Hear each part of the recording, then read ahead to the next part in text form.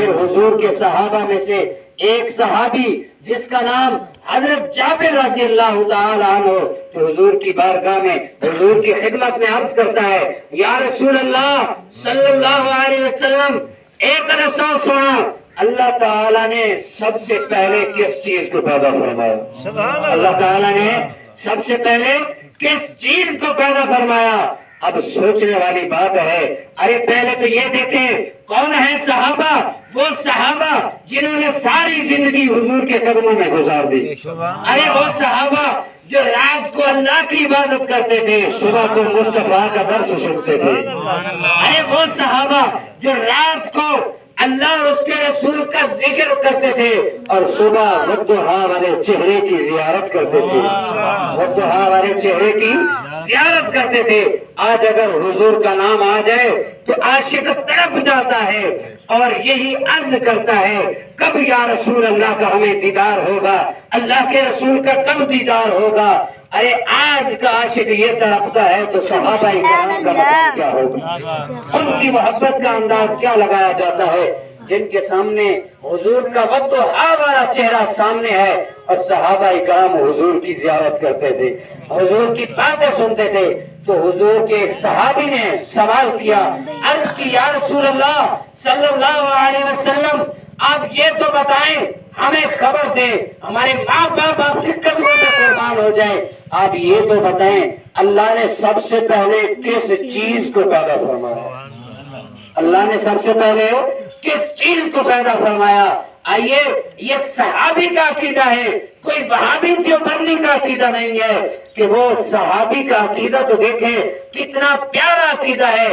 صحابی نے سوال کر کے قیامت تک آنے والے لوگوں کو بتا دیا، اے لوگوں سن لو، اللہ نے جو چیز سب سے پہلے پیدا کی، ہمارے محبوب اس کو بھی جانتے ہیں، جو سب سے آخر میں پیدا فرمائے گا ہمارے محبوب اس کو بھی جانتے ہیں۔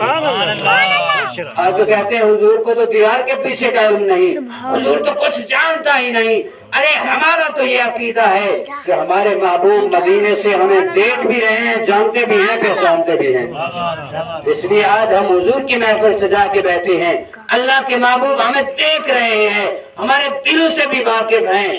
ارے بندہ اگر حضور سے دل میں بھی محبت کرے، دل سے حضور کو یاد کرے، میرے محبوب تو وہ بھی سنتے ہیں۔ اس لیے یہ صحابی کا عقیدہ تھا کہ حضور جو اللہ نے سب سے پہلے پیدا چیز کی۔ اب دیکھیں کملی والے آقا کا جواب بھی سنیں، میرے محبوب کا جواب بھی سنیں۔ آپ نے یہ نہیں فرمایا، اے صحابہ آپ نے تو نماز پڑھنی ہے، نماز کے بارے میں سوال کر، آپ کو زکوٰۃ کے مسائل کا پتہ نہیں ہے تو آپ زکوٰۃ کے بارے میں پوچھیں۔ صحابہ اکرام ہر چیز جانتے تھے۔ اگر آپ کو روزے کے بارے میں معلومات چاہیے تو آپ روزے کے بارے میں سوال کریں۔ میرے محبوب نے یہ نہیں فرمایا، بلکہ محبوب نے فرمایا، اے میرے صحابی اگر تو نے مجھ سے سوال کر لیا تو اب اس کا جواب سن۔ اس کا جواب کیا ہے؟ آقا کریم نے ارشاد فرمایا، یا جابر ان اللہ تعالی قد خلق قبل الاشیاء نور نبیک من نورہ۔ اے جابر سن لے، سب سے پہلے اللہ نے اپنے نور سے تیرے محبوب کے نور کو پیدا فرمایا۔ اللہ نے سب سے پہلے تیرے محبوب کے نور کو اپنے نور سے پیدا فرمایا۔ اس وقت تک نہ زمین و آسمان تھی، نہ چاند تھے، نہ ستارے تھے، نہ کرسی تھی، کچھ بھی نہیں تھا، لیکن اللہ نے سب سے پہلے اپنے محبوب کے نور کو پیدا فرمایا۔ تو دوستو آج اگر اللہ نے یہ سارا کچھ پیدا فرمایا تو یہ حضور کے نور کے صدقے پیدا فرمایا۔ اگر حضور کو نہ پیدا فرماتے، حضور کا نور دنیا پہ نہ آتا تو اللہ کوئی چیز بھی پیدا نہ کرتا۔ حتیٰ کہ اللہ تعالیٰ نے فرمایا، اے محبوب اگر میں تجھے پیدا نہ کرتا تو میں اپنے خدا ہونے کو ظاہر بھی نہ کرتا۔ تو دوستو آج ہم بھی چاہتے ہیں، آپ بھی چاہتے ہیں، ہر بندہ یہی چاہتا ہے کہ ہمارا رب راضی ہو جائے، اور پیغمبر بھی سارے یہی کہتے گئے کہ ہمارا رب راضی ہو جائے۔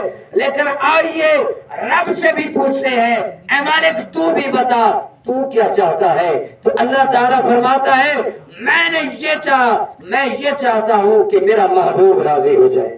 میرا محبوب راضی ہو جائے. تو اس لیے کسی علامہ اقبال نے کیا ہی خوب آپ نے کیا ہی خوب فرمایا, خدا کی رضا چاہتے ہیں تو عالم, خدا کی رضا چاہتے ہیں تو عالم. آج ہر انسان یہی چاہتا ہے, خدا کی رضا چاہتا ہے, خدا کی رضا چاہتے ہیں تو عالم. خدا چاہتا ہے رضائے محمد, خدا چاہتا ہے رضائے محمد صلی اللہ علیہ وسلم.